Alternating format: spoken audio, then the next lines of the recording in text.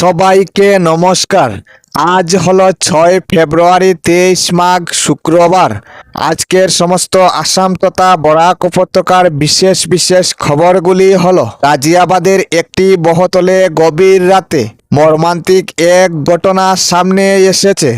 একই পরিবারের 3 কিশোরীর অস্বাভাবিক মৃত্যুর খবরে এলাকা জুড়ে নেমে এসেছে শোকের ছায়া। তাদের বয়স ছিল যথাক্রমে 12, 14 ও 16 বছর।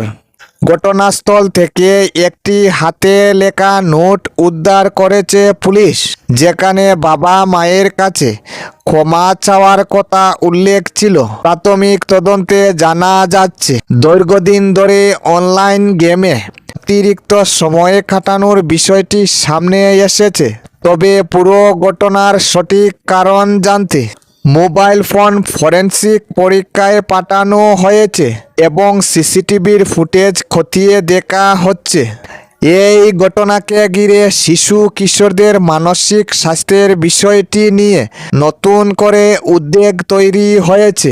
বিশেষজ্ঞদের মতে পরিবার ও সমাজের সচেতন ভূমিকা খুবই গুরুত্বপূর্ণ। পরবর্তী খবরটি হলো, আসামের রাজনীতিতে নতুন বিতর্ক। মুখ্যমন্ত্রী হেমন্ত বিশ্ব শর্মা ও তার পরিবারের বিরুদ্ধে দুর্নীতির অভিযোগ তুলে প্রচারে নেমেছে কংগ্রেস। গৌরব গগৈয়ের নেতৃত্বে একটি ওয়েবসাইট চালু করে সাধারণ মানুষের কাছে থেকে জমি ও সম্পত্তি সংক্রান্ত তথ্য চাওয়া হয়েছে। পাশাপাশি অভিযোগের বিষয় তুলে ধরে একটি প্রচার পুস্তিকাও প্রস্তুত করা হয়েছে। তবে ওয়েবসাইট চালুর কিছুক্ষণের মধ্যেই সেটি বিকৃত হয়ে যাওয়ার অভিযোগ উঠে, ফলে তা সাময়িকভাবে বন্ধ করে দেওয়া হয়। অন্যদিকে মুখ্যমন্ত্রী জানান, তার বিরুদ্ধে মানহানির ও মিথ্যা মন্তব্যের অভিযোগে কংগ্রেসের কয়েকজন নেতার বিরুদ্ধে আইনি পদক্ষেপ নেওয়া হবে 26 সালের নির্বাচন ঘিরে। এই ঘটনায় রাজ্যের রাজনৈতিক উত্তাপ আরও বাড়ছে। পরবর্তী খবরটি হল, খাটিগড়া অঞ্চলে অরুণোদয় প্রকল্পের সুবিধাভোগীদের তালিকা থেকে পরিকল্পিতভাবে কিছু হিন্দু পরিবারের নাম বাদ দেওয়া হয়েছে, এমন অভিযোগ তুলছেন বিধায়ক কমলাক্ষ দেব পুরকায়স্থ। তিনি কাছাড়ের জেলা শাসকের কাছে লিখিত অভিযোগ জমা দিয়ে আউটসোর্সিং সংস্থার কিছু কর্মী ও কর্মকর্তার ভূমিকা নিয়ে প্রশ্ন তুলেন।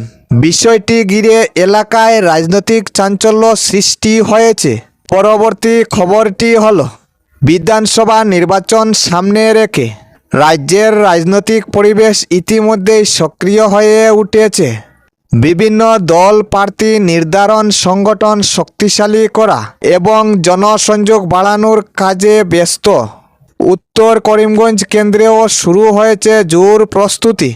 কংগ্রেসের একাধিক নেতা সম্ভাব্য প্রার্থী হিসাবে আবেদন জমা দিয়েছেন এবং নিজেদের অবস্থান মজবুত করতে মাঠে নেমেছেন। আবেদনকারীদের মধ্যে রয়েছেন জাকরিয়া আহমেদ, পান্না আহমেদ সাহিল, রজত চক্রবর্তী, বিশ্বজিৎ ঘোষ, সুব্রত দেব, সন্দীপ নন্দী, অসিত নাগ এবং সমাজসেবী বাপন শুক্লবৈদ্য। প্রার্থী নির্বাচন ঘিরে দলীয় মহল ও রাজনৈতিক অঙ্গনে জোর আলোচনা চলছে, যেখানে বাপন শুক্লবৈদ্যের নাম বিশেষভাবে গুরুত্ব পাচ্ছে। পরবর্তী খবরটি হল, অসমে বড় ধরনের প্রভাব পড়তে চলেছে আগামী কয়েকদিনে। মোটর শ্রমিক সংগঠনগুলোর যৌথ মঞ্চ 12 ফেব্রুয়ারি রাজ্য জুড়ে 24 ঘন্টার চাকা বন্ধের ডাক দিয়েছে, যার ফলে সেদিন পরিবহন ব্যবস্থা প্রায় সম্পূর্ণভাবে থমকে যেতে পারে। একই দিনে সর্বভারতীয় ব্যাংক ধর্মঘট পালিত হবে বলে জানা গেছে। এর আগে 10 ফেব্রুয়ারি থেকে রাজ্যে মাইক ও লাউডস্পিকার ব্যবহারে কঠোর নিয়ন্ত্রণ জারি করা হচ্ছে। বিশেষ করে রাত 9টা থেকে সকাল 9টা পর্যন্ত উচ্চ শব্দে স্পিকার ব্যবহার নিষেধ থাকবে এবং অনুমতি ছাড়া ব্যবহার করা যাবে না। আসন্ন এইচএস ও এইচএসএলসি পরীক্ষাকে সামনে রেখে প্রশাসনের এই নির্দেশ জারি হয়েছে। যা পরবর্তী নির্দেশ না দেওয়া পর্যন্ত কার্যকর থাকবে। পরবর্তী ও শেষ খবরটি হলো মেঘালয়ের কয়লা খনিতে ভয়াবহ দুর্ঘটনা। মেঘালয়ের তাজকুট সুটাঙ্গা এলাকায় একটি কয়লা খনিতে বিস্ফোরণের ঘটনায় আহত 10 জন শ্রমিকের মৃত্যুর খবর পাওয়া গেছে।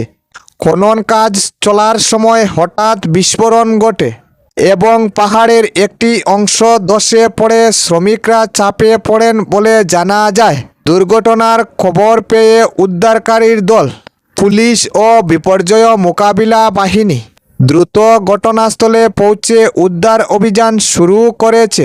তবে দুর্গম এলাকার কারণে উদ্ধার কাজে কিছুটা অসুবিধা হচ্ছে।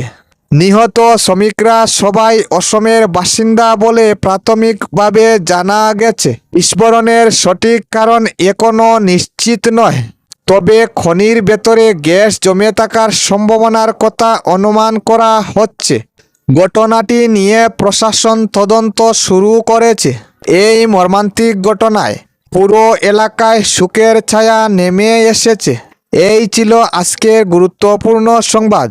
চ্যানেলটা সাবস্ক্রাইব করে পাশের বেল আইকনটি বাজিয়ে রাখবেন। ভিডিওটা লাইক করে পরিচিতদের কাছে শেয়ার করে দিবেন। ধন্যবাদ।